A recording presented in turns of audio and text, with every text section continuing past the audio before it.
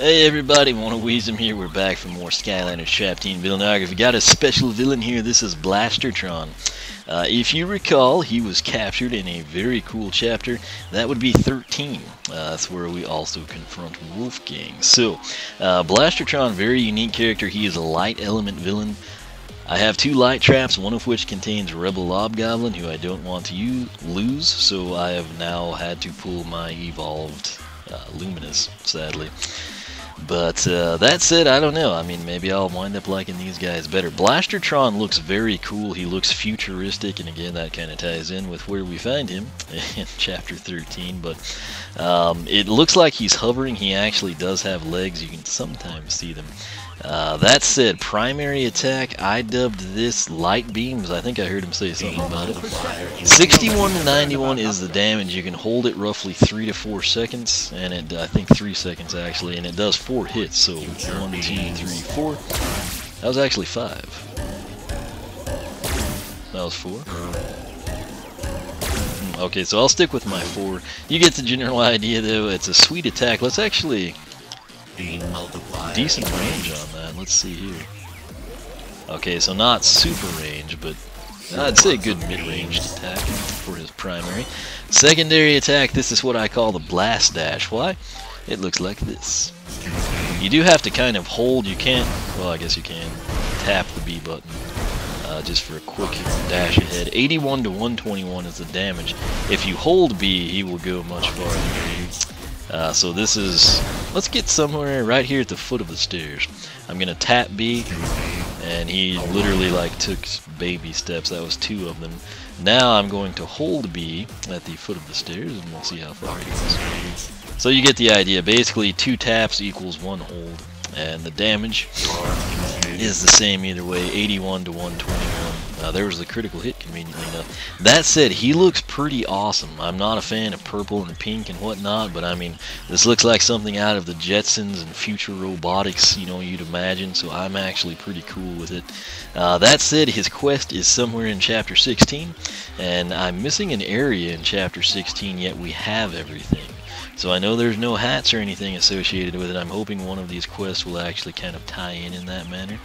But I'm off to head that direction, and something popped up on the computer there, made me lose my train of thought. But I'm off to Chapter 16, see if we can't uncover that last area, and more importantly, check out the quest for these cool villains. So stay tuned for that, and we will be back for the quest, and then the time at the Academy with the evolved Blaster-Tron.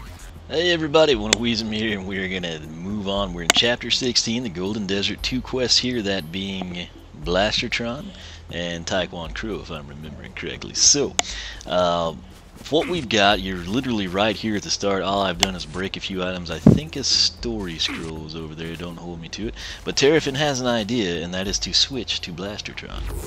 And why did Terrafin have that great idea? Because, well look, it's Diggs the Molken. What's he doing out here in the desert, you may ask? Apparently, he was waiting for Blaster-Tron. Woohoo! Blaster-Tron! I didn't even know you existed. I thought you guys were just something I made up. Or dreamed. But anyway, now that you're here, let's see if you can pull treasure out of the ground. Oh, sweet. You did it! Good thing I didn't make up or dream that treasure, too. Please, take some of it yourself. Okay, here it comes, the evolution. Will we like it or hate it? Oh, I like that. That's victory sensors detect. That's epic. Victory. Now, I am a fan of blue, and that is cool. Now, I wish the gun would have changed. I didn't mind his stock aesthetics there in the lower left-hand corner, because it does look futuristic, or at least what I grew up with, thinking of futuristic. But this is just awesome. These are like my colors here.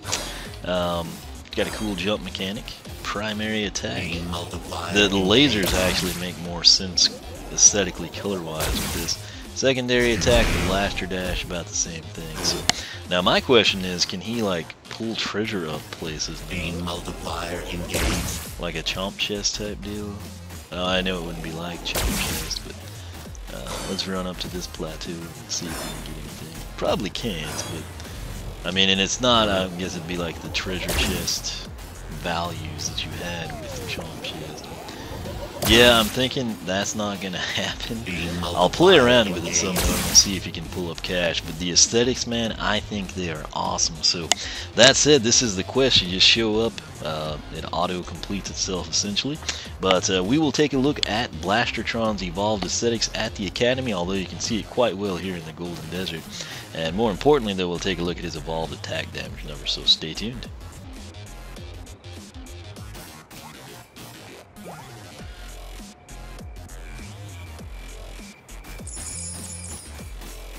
Rockets engaged. Nice.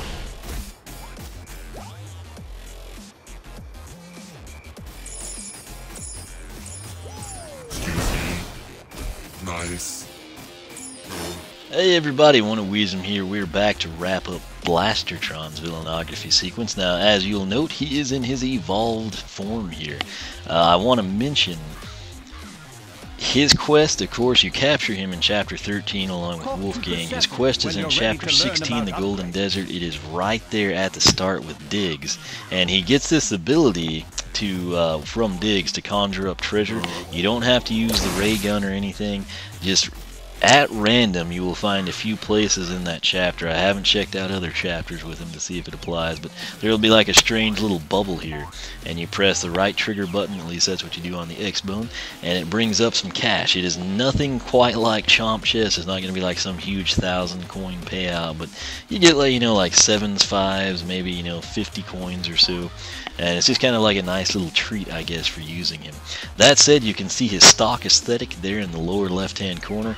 I was cool with that. They're not necessarily my killers, but I thought it was great. It represented the future well. Very Jetsons-like design to me. That's kind of what like I grew up with.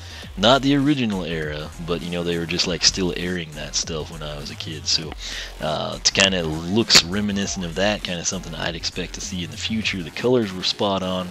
And I had hoped he might turn blue like this, but I didn't think he would. I figured it'd be like some yellow and green or something funky.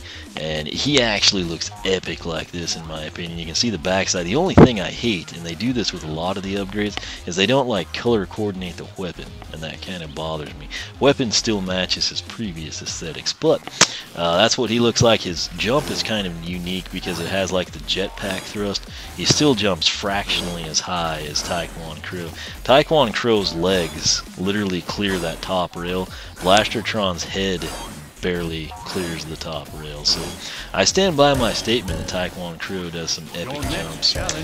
No damage registers from that, of course. But, the thing I noticed with Blaster-Tron, he's kind of cumbersome to use the attacks. Like, you really have to kind of like hold down, you know, and have that work out. That said, the primary attack, it's what I dubbed light beams.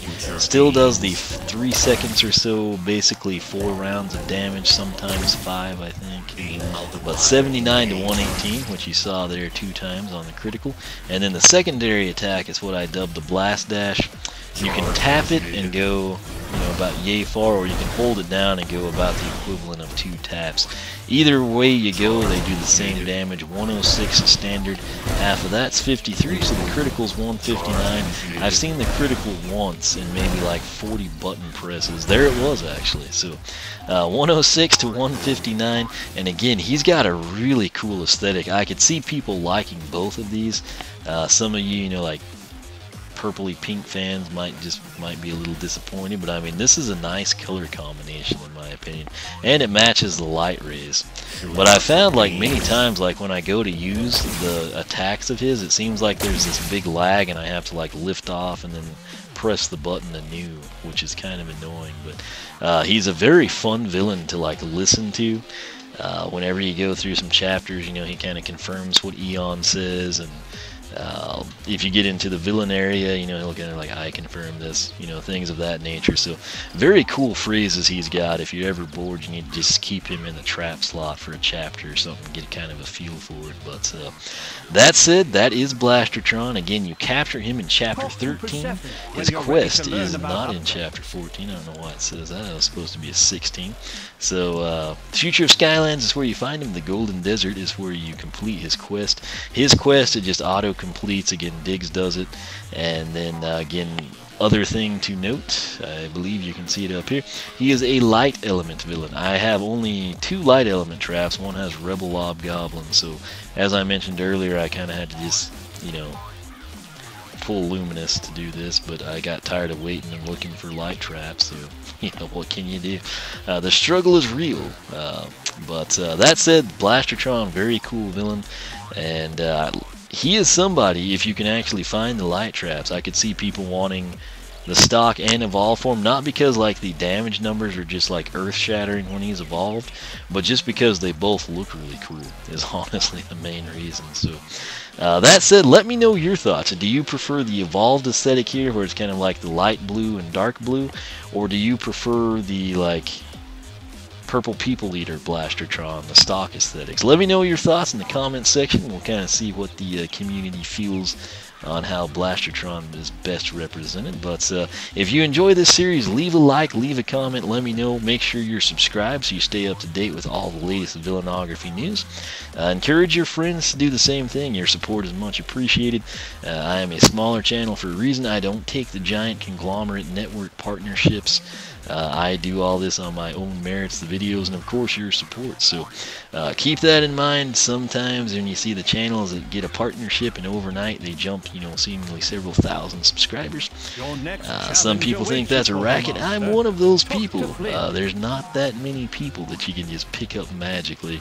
And then subsequently I suffer from cross promotion, where one of the evils the giant partnership people do is, in my playlist that I've got set up for, say, the blind stream of the game, and if you watch Chapter 12 instead of seeing Chapter 13, where you can watch this guy get captured in a battle, you will see 3 other people's videos that don't have anything to do with me or my playlist, but they're partnered, so their videos pop up, and it's quite annoying, and it's very difficult to combat, and I'm not going to cave in and join a network just to remedy that and gain fictitious subscribers myself. So, like I said, I'm kind of the old school, kind of do my own thing, just work with what's genuinely there, not, you know, like fabricated stuff. So again, that's why your support is much appreciated, more so on my channel than I think on others who have succumbed to the partnerships. But that said, I won't ramble too much about that. Blaster-Tron's probably going to lecture us soon if we continued with that.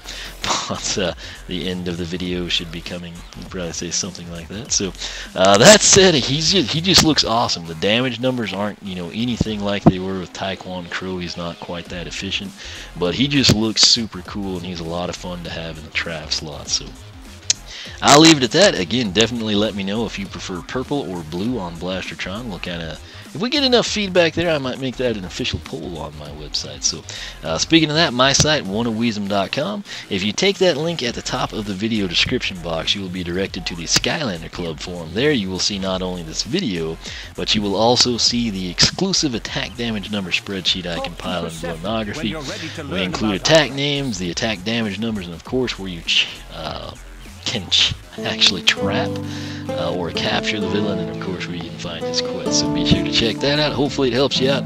Again, follow me on Twitch. That's where you can join in the live blind stream of Skylanders Trap Team. Follow me on Twitter, like me on Facebook, circle me on Google+, whichever you prefer. Once again, thanks so much for watching, and for myself and Blaster-Tron, we will see you in the future for the next installment of Skylanders Trap Team Villainography.